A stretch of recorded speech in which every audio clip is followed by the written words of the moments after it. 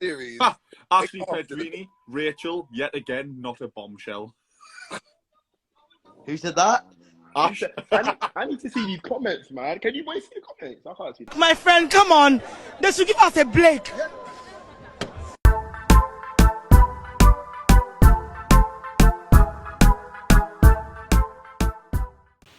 Hi guys, welcome back to another episode of Weekly Wahala. It's your girl Crystal Tweneboah, and on today's episode of Weekly Wahala, we're going to be talking about Love Island Season 7's Rachel basically blasting Brad, Jake, Aaron and Tyler in her Instagram story, like I think a few days ago, yesterday. And so basically on Monday, or Saturday on Monday, Brad, Jake, Tyler and Aaron were all on Brad's Instagram basically reviewing the new season of Love Island that has just come out. And Sharon actually, who went home, like I'll try and post the pictures of these people just so like it refreshes your memory, because I think on Twitter people were saying who is this person, but yeah, Sharon was the one who went home. Like she was the first girl to go home, even though she was really attractive, but it's because she didn't have, like, she wasn't didn't get to be in a pair with anybody, so she ended up going home. And she actually also joined Brad's Instagram live and was sort of giving a review on like the whole Love Island, like the show, like what they thought of this new season's contestants and like what's sort of happening in the show. But according to her Twitter user, like she left halfway through. So like people were wondering, like, where's Instagram, because obviously Brad didn't save the live, and nobody really had the recording, but it did take, somebody has managed to record it and like has posted it, so it's sort of circulating around Twitter.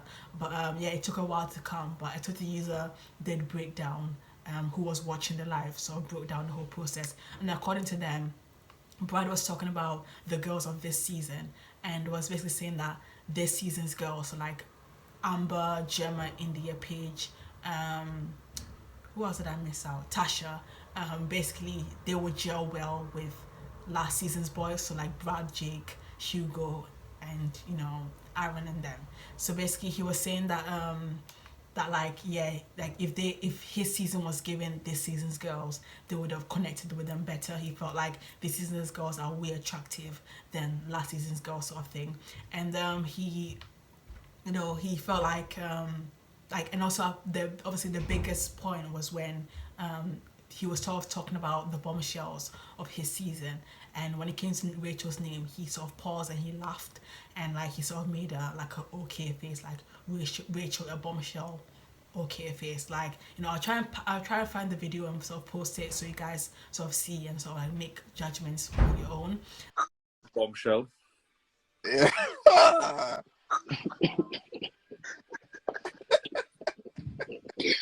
I can't deal with Brad. I can't even see the comments anymore. Is that like? I can't see no comments.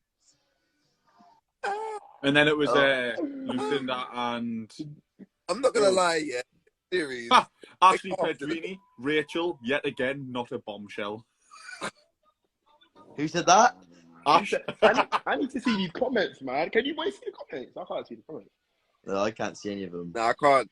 They froze long time. Yeah. Well, I reckon we should book a date of doing paintballing or something as well. So he also read, Brad also read the comments of an Instagram user who was also like saying some awful stuff about Rachel as well, and which the boys were laughing throughout this whole process. And so Rachel obviously caught wind of it and said on her Instagram story, she replied and said, not the four boys of my series bringing little irrelevant me up. Not surprised of the context which I was brought up. Half think Beyonce is the only black woman in this world, while the other half act like they don't even have black women in their family. She then went on to say, imagine I was only on it for 5 minutes, have the least amount of followers, and yet still have more substance, more impact, more interest expressed in me than the lot combined. Aside from living off of Love Island fame, what exactly are you doing? What else are you recognized for outside vanity and social media?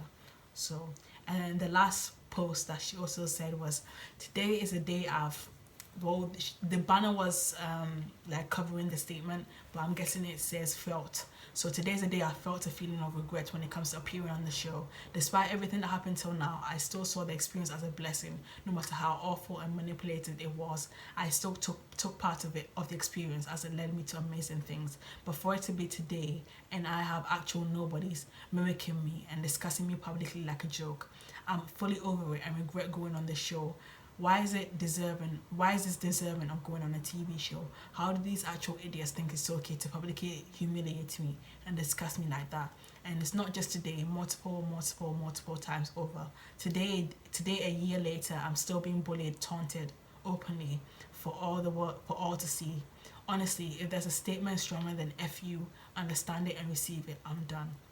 So yeah, of course, people went on to drag the boys, and when Rachel released her statement, people went on to drag the boys. They went so much that Tyler, Jake, and Aaron removed their ability to comment. Brad, actually, he hasn't removed his. He took it on because he said disrespectful things, or he behaved very disrespectfully. So he should also take the backlash that comes with it. But obviously the rest of them, Tyler and Jake, have removed their comment section. Aaron, I did do a bit of snooping, and of course, like Tyler, he's removed his completely. People did, like post some comments of, like, I think Tyler did go back and forth with a Twitter user, and he did say that, like, he tried, like, he felt like, I think a Twitter, like, basically an Instagram comment basically said that, oh, well, you can tell that, like, Tyler like felt bad about what was happening, and he he didn't feel like what Brad was doing was right. And I feel like Tyler, like, sort of agreed with that person, that, like, he sort of knew that what Rachel was saying, what Brad was, like, saying about Rachel wasn't really nice to say, but it's still spineless in my opinion, because they were still laughing and he didn't speak up. Obviously Jake, like I said, blocked his comment section. Aaron, I went to his comment section. I feel like there were like 2 comments. There was one post where he still kept the comments on, and when I went there, I saw that, like, there's 2 people who sort of, like, managed to sneak in just before he blocked. Like, I think he limited the comments on, like, I think one post, and I think somebody, like, this black girl called him a coon, and like, people, like, were liking that comment. That's, like, I think the most liked comment in his comment section. I also saw a comment about, like, in where Tyler was going back and forth in his comment section. That's before he completely blocked his comment section. He, like, somebody also said to Tyler, oh, why are you talking about black women in a room full of colonizers? So that's also another comment I saw directed at Tyler. And Sharon as well, because I think people were sort of, like, were about to give smoke to Sharon as well, and she came out with a statement on Instagram, and she basically said that that she left halfway through. So she left before the Rachel comments were being discussed, and that she does not condone the boys' behavior, and that she basically understands why Rachel is hurt and upset.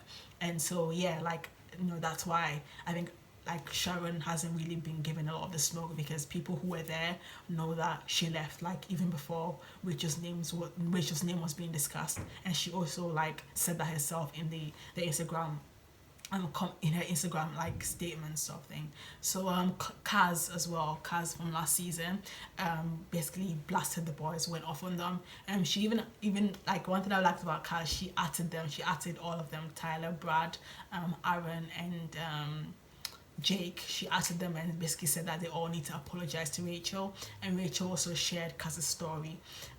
But people are saying that Brad apologized, but I've not really seen it. But apparently, to the person who saw Brad's apology, they said that it was half-assed, and he really didn't think that, they really didn't think that Brad meant his apology in no way, shape, in any way, shape, or form. But in what I think, in my opinion, about this whole situation, I feel like Brad has, like, there's something going on between him. Like, it's not even has anything to do with Rachel. I think he's going through something personally, because this is not the first time that he's been given, like, slight digs. I've heard that he's been giving, like, slight digs to Rachel for absolutely no reason. He has some sort of anger in between, like, inside of him, whenever Rachel's name is discussed, or his experience with Rachel is brought up. It's really weird that he's not kept the same energy towards Lucinda, because if there's anybody who Brad should be angry at during his entire Love Island experience, it should be Lucinda, because he thought that Lucinda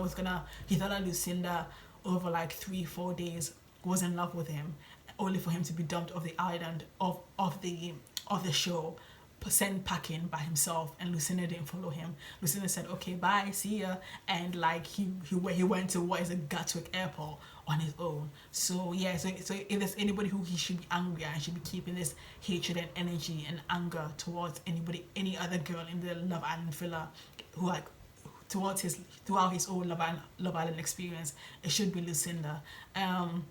Rachel actually saved him. That's what I was even saying. Like, Rachel actually saved him from going home early. Like, there was a time where it was either him or Chugs, I think, that was going head to head, and Rachel actually picked him and sent Chugs packing. So it literally makes no sense why like he has this anger and upset towards Rachel for no reason.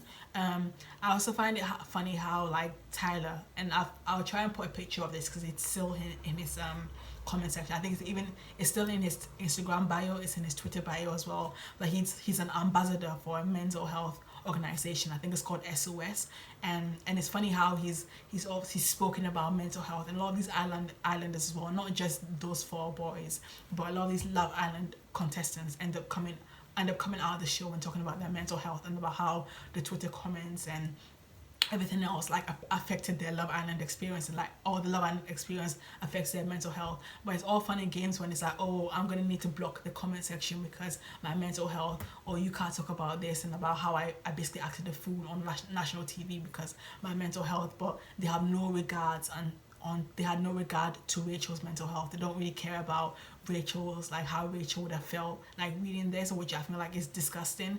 And also like obviously them blocking their comment section because they were scared and worried about their own mental health, but like they weren't thinking that, oh hey, if I say this and I laugh like this, Rachel's not going to see this and be upset, and it's not going to affect her mental health, which I think is so stupid. Like everybody else is always worried about them, oh my mental health, let me protect my mental health, but like whoa, literally in a minute they will literally disrespect somebody and be rude to somebody publicly, and will have no respect for another person's mental health, which I feel like is very stupid. I think what Rachel was saying is the truth. Like I've noticed that like the loudest ex-islanders, I think that's what I'm gonna call the ex-islanders, the ones who their season was like a year ago, 2, 3, 4 years ago, they're still trying to live in the moment, and they're still trying to like speak about Love Island, because obviously the name Love Island, like it actually carries weight.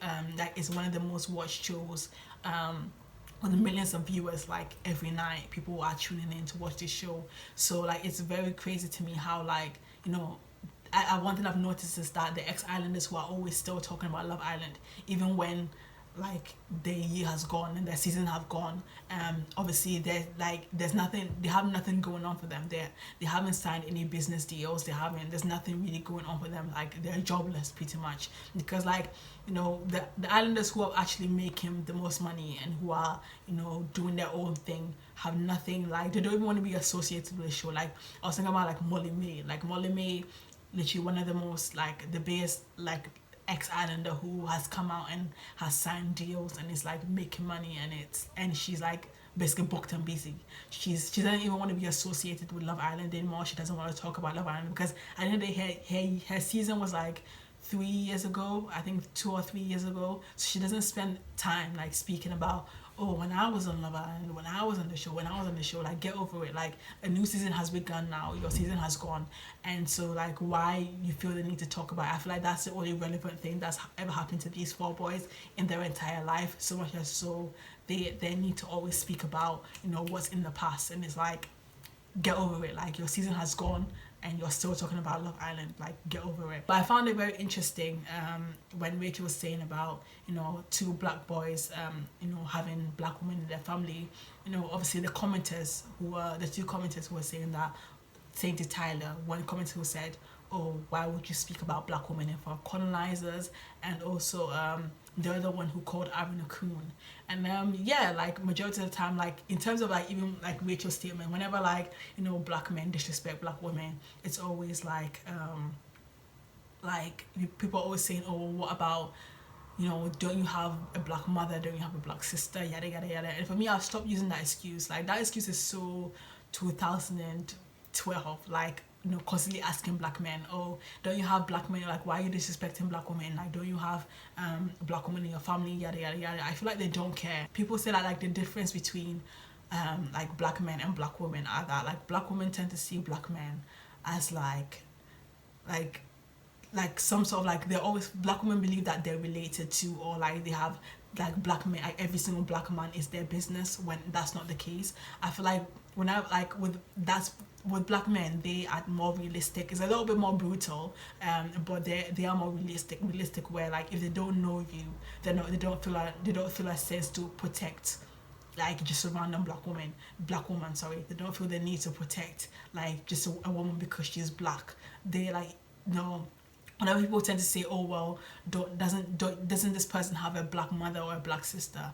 It's, to me, it's like, even like with me personally, like, yes, I have a black father and yes, I have a black brother, but they are the two black men I am obligated to care about, or like, yeah, like, I'm obligated, like, that I care about. Like, I don't see every single black man as my brother. I don't see every single black man as my father, because they're not. So therefore, if a black man behaves stupidly, I'm going to talk about it, or like, I'm going to say that he's behaved stupidly. I'm not going to have some sort of alliance with a random black man that I don't know. And a lot of black women behave like that, where it's like, oh, I can't believe Tyler and Aaron will laugh at Rachel because, like, oh, don't they feel the need to protect another black woman? They don't care, because yes, I'm pretty sure that Aaron and Tyler have.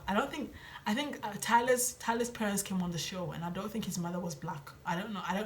I think Tyler's biracial. But anyway, yeah, let's just say he is. Like, but there's this argument that a lot of black women like to bring up and say, oh, well, doesn't this no, Tyler and Aaron have must have black mothers, must have black sisters, like, they must have black women in their family, so why would they disrespect Rachel? And it's like, they don't care. To them, their black mother is their black mother, and they will treat their black mother like their black mother. To them, their black sister is their black sister, and they'll treat their black sister. They're not gonna treat their black sister like it's their girlfriend or it's somebody that they care about. Or they're not gonna treat them like their sisters and their mothers, like they desire, like sort of like a love and relationship. I don't know how to explain it, but like, that's what I'm saying, that like, Tyler and Aaron don't see Rachel like they see their mothers and their sisters. They care about their mothers and their sisters because they've known them their whole life, and that's their mothers and their sisters. But they're not obligated to respect. I'm not sticking up for Tyler and Aaron, but I'm saying that a lot of times when black women are using sort of that statement of like, oh, do you not have this, like, a black woman in your family, sort of thing, I feel like it's old. Like, they're not gonna start caring because you're saying that. They don't care. Like, to them, like, if you're a black woman and you see every black man as like a father or a brother or a lover or whatever it is, then that's your business. But it's like, that's not the case for everybody else. And so that's why like, stop expecting solidarity from black men, pretty much. And you don't know all black men. I don't know all black men, so I'm not really gonna, like, feel like I'm obligated to support or care about every black man. I don't. Like, if I don't know you, who move accordingly, sort of thing. But the four boys deserve the drugging that they got. I feel like even if I wasn't, it's very upsetting that very cowardly of them for them to get rid of their comment section. I feel like they should be like a Brad and be man enough to take their lashings. Like, if you're gonna dish and be disrespectful and kiki on an Instagram live, well, let everybody come and kiki on your comment section. That's what I see about it. That's how I see it, the situation. But if you have reached this part of the video, thank you so much for taking your time out of your day to watch my video. I really appreciate it. Please like, comment, and subscribe, and let me know what you feel about this situation. Yeah, like, in regards to this situation, I didn't really want to talk about this whole Love Island sort of thing, because like, a new season has begun, but like, it was making multiple rounds on social media, so I felt, let me make a video and see what people's thoughts are, and let me share my thoughts. So yeah, thank you so much for watching my video, and I'll catch you in the next video. Bye guys. You see Hoover Street here. Officials say it's one of the most dangerous streets in all of Los Angeles, and now